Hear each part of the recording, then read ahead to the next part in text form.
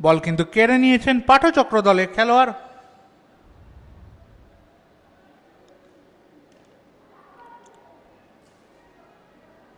Back pass করে দিয়েছেন, সেখান থেকে কিন্তু এবারে আক্রমণে সেই ক্ষত্রিয় বক্সি বল নিয়ে চলেছেন, বল রেখেছেন কিন্তু সেই নবদীপকে লক্ষ্য করে আবার একটা পাস, গোল!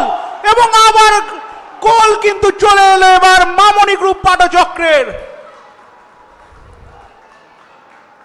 অসাধারণ কিন্তু একটা ফিনিশ দেখলাম আমরা। একটি টোকার মাধ্যমে কিন্তু বলটিকে জালে জড়িয়ে দিলেন সেই মামনি গ্রুপ পাঠচক্র দলের খেলোয়াড় সেই নবদীপ। দ্বিতীয়ার্ধে কিন্তু মাঠে এসেছিলেন নবদীপ।